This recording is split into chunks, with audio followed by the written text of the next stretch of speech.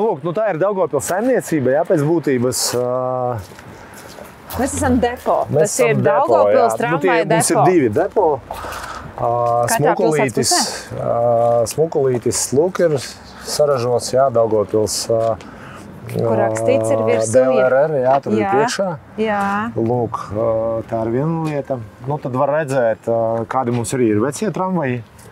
Tiem vecajiem, protams, mēs šobrīd ejam ar Rīgu runājamies, ar satiksmes ministriju runājamies, ka mums nepieciešams būtu viens liels projekts, lai Daugavpils kopā ar Rīgu piesaistītu, varbūt vairāk naudiņas nevis tur uz Rail Baltiku, bet varbūt uz to iekšējās sabiedriskās transporta infrastruktūras sakārtošanu, lai atjaunotu tramvajus, jo mums ir vecās Tatras, jā, un atjaunot, domā, tā kā nomainīt, protams, vai atjaunot? Ir divas pieejas.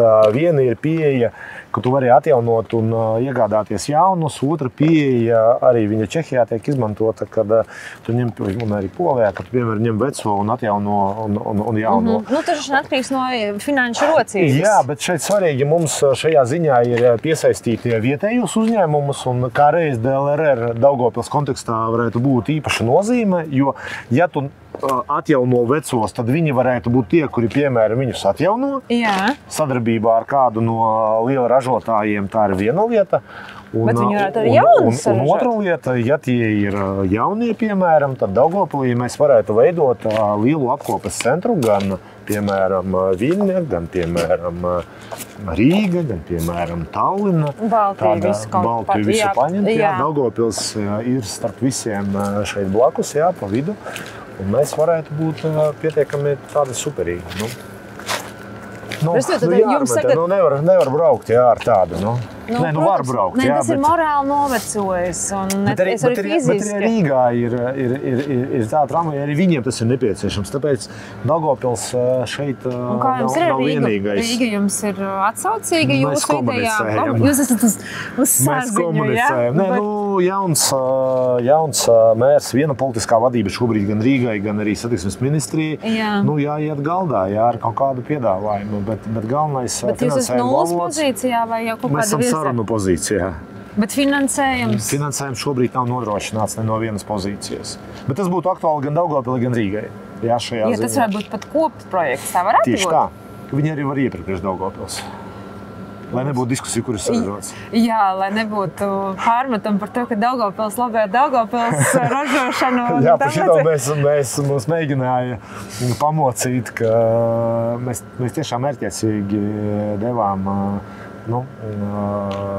iepirkumu pēc būtības arī mūsu pilsētas uzņēmumam. Bet likums to neaizliedz, ka pasūtīties drīkst noteikti, ko vēlas. Likums aizliedz izvēlēties, kur. Jā. Bet likums paskata, ka pašvaldība un pasūtītājs var izvēlēties, ko viņš vēlas. Ko vēlas skaidru Daugavpils šajā ziņā izvēlējās, un mums, piemēram, lielais projekts attiecībā uz 4 tramvaju ražošanu Daugavpils lokomotīvu remonta rūpnīcā devis iespēju galvenokārt pašā rūpnīcā saglabāt darba vietas. Tā ir viena lieta. Otra lieta, kad uzņēmums Daugavpils dabūja pasūtījumu, viņi arī tajā brīdī, piemēram, uzņēmumā strādājušiem cilvēkiem palielināja algas. Par ko nevar papriecāties? Tas ir visiem cilvēkiem tikai, nevis kaut kam. Jā. Nodokļus samaksā Latvijā. Nauda neaizplūst, tā galvenā problēma. Jāveido ražotnes šeit. Jā. Saprotiet, nopirkt kaut kur saražotus citā valstī, atvest uz šeieni, liela māksla nav. Mums vispār latviešiem nopirkt kaut kur, jā, vai pasūdzētās uz kaut ko. Importa preci kā senos laikos. Tā ir kā tāda nacionāla sacensība. Bet tu paņem, nevis vienkārši nopērc, tu nopērc ar kaut kādiem nosacījumiem. Nopērc, lai ražošana daļa būtu, jā, vai nopērc, lai, piemēram, apkalpošanas daļa būtu.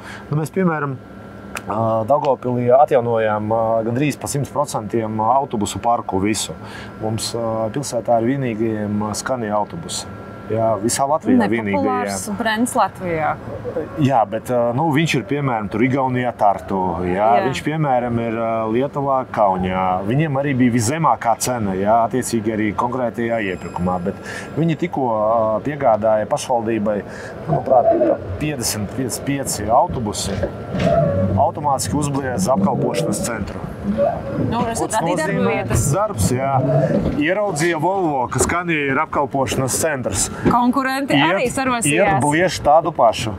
Tagad mans ir ieraudzījis, ka Scania ir, Volvo ir, viņiem nav. Viņiem arī vajag.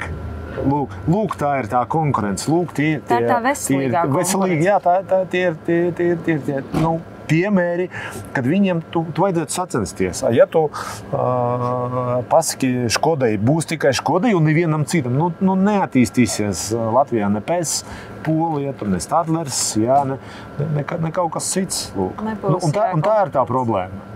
Jā, ka radot veselīgu konkurenci, mēs patiesībā palīdzam paši sev. Jā, bet mums svarīgi ir nodrošināt darba vietas. Lai cilvēki varētu iet skrūvēt, kaut ko padarīt. Jā.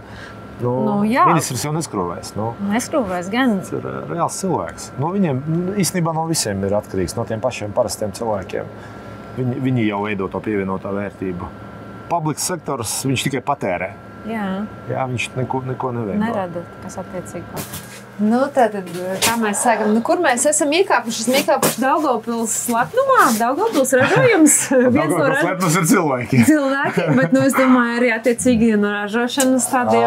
No ražošanas viedokļa Daugavpils lokomotīvu rūpnīca projektā attiecībā uz jauno tramvaju ražotni ir iegūsi iespējamību un saražojuši pilsētas vajadzībām 4 tramvajus. Tāds bija Eiropas finansējums, tā ir viena lieta. Otra lieta, papildus arī Daugavpils uzņēmums ir iegūjis pieredzi, lai piedalītos šāda veida projektos. Un ņemot vērā to, ko mēs dzirdējām arī pašā, piemēram, Pulsvārā, Daugavpils ir vēsturisks metāla apstrādes pilsēta, un šāda veida projekti, tīpaši ņemot vērā pieredzi lokomotīvju, dzelzceļa infrastruktūras sakārtošanā, pēc būtības ir mūsu nākotne. Bet jaunās tehnoloģijas, šis taču ir jauna tehnoloģija tramvajs. Pirms gadiem jau tas, protams, ir realizēts. Tramvaju, kā, jāpasauc inženieri, bet jaunajās tehnoloģijās, kā, te ir tikai es domāju, viss tā moderni, tāds izskatās. No modernuma viedokļa smuki izskatās. Tur kā patērētājs. Klusi brauc, tāpēc tas arī ir forši.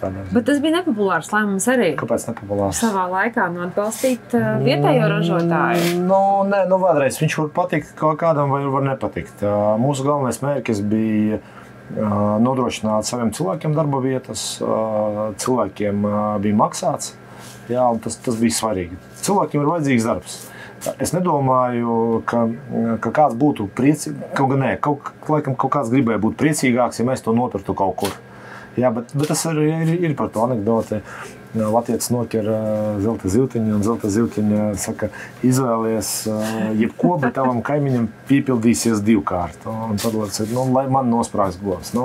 Diemžēl tas neveido pievienoto vērtību, tas neuzbūvēs tramvaju, tas nesakārtos ceļu vai kaut kādu infrastruktūru. Diemžēl. Diemžēl, jā, bet es vienkārši, kāpēc tas nepopulārs lēmums, jo tomēr par to saņēma daudz kritiku. Nevis, varbūt kritiku, pārbaudes, pārmetumus, vai tiešām viss tur tik tīrs un objektīvi? Cik es esmu politikā, es dzīvoju pārbaudēs vienās ar visiem dienestiem, visām iestādēm. Es viņas arī uzturu kā ģimenes biedrus, kā ģimenes cilvēkus. Viņi jau tikuši ļoti dziļi iekšā tiek ieskatās, cenšās ilūkoties. Dažreiz man jau kā gribās varbūt tās arī parunāt, jo viņi arī var vērtīgu padomu kaut kādu iedomāt. Kā tur to labāk situāciju atrisināt tā vai savādāk. Es arī saprotu, ka dažreiz viņiem arī gribās piezvanīt un pateikt, Andrej, turies.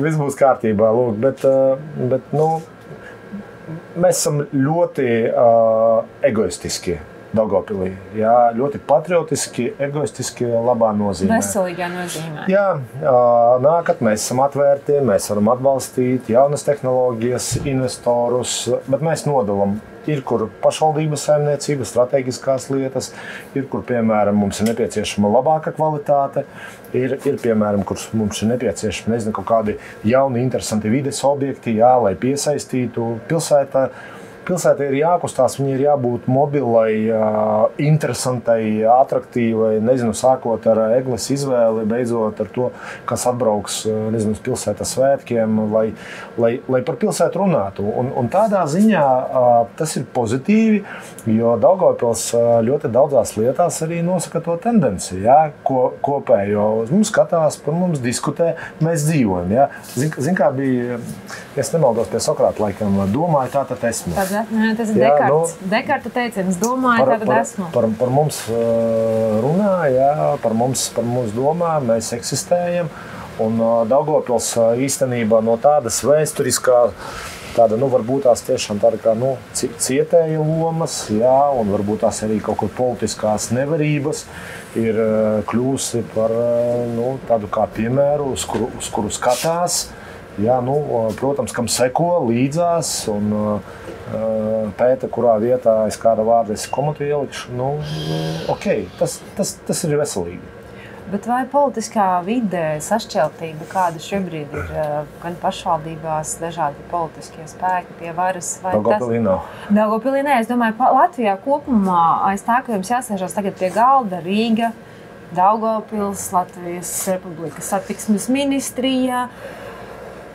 Jūs tā kā sanākat mazākumā, Rīgas mērs, satiksmes ministrs, viena politiskā partija. Kā tas ir šajā projektā, kas attiecās uz tramvajiem? Es domāju, paturpinot ar tēmu, mēs esam vai Daugavpilī vairāk ripos vietējā ražojuma tramvaja, vai tomēr gūs virsroku kaut kādas citas veida intereses? Nē, pirmā lieta Daugavpilī.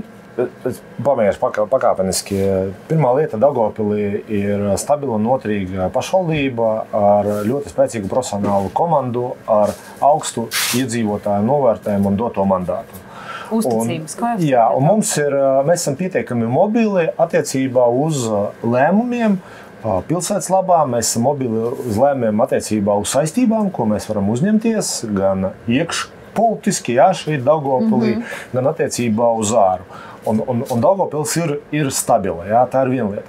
Otra lieta, Daugavpils kādreiz bija vēsturiski pieļāvusi kļūdu. Daugavpilī ir bijusi tā saucamā Daugavpils pilsētas partija, kur bija pievienojusies kādreiz Saskaņas centram, un tad pilsēta nokrāsojās. Jā, un vienlaicīgi ar lielās mātes partijas aiziešanu opozīcijā arī pilsēta ir aizgājusi opozīcijā.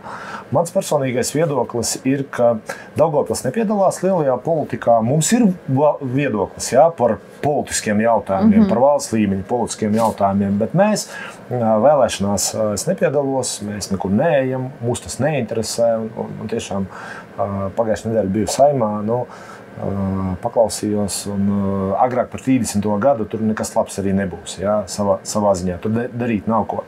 Bet runājot ar dažādām politiskām partijām, ar dažādiem cilvēkiem, mana personīgā pieeja ir nešķirot viņu politiskās piederības, jo mana interese ir nevis mana personīgā pārliecība vai viedoklis par kādu bet pilsētas intereses. Un man kā domas priekšsēdētājiem novadīt pilsētu līdz ar maniem uzskatiem opozīcijā, būtu bezgala muļķīgs pasākums, jo dēļ manām varbūt politiskām kaut kādām ambīcijām vai iespējamiem kaut kādiem pretrunām, jā, ciestu arī pēc būtības pašvaldība. Ciestu pašvaldība nozīmē ciestu parasts darbinieks, jā, tramvaja vadītājs, jā, kaut vai jā, šajā gadījumā un tā tālāk. Man tiesības to darīt nav.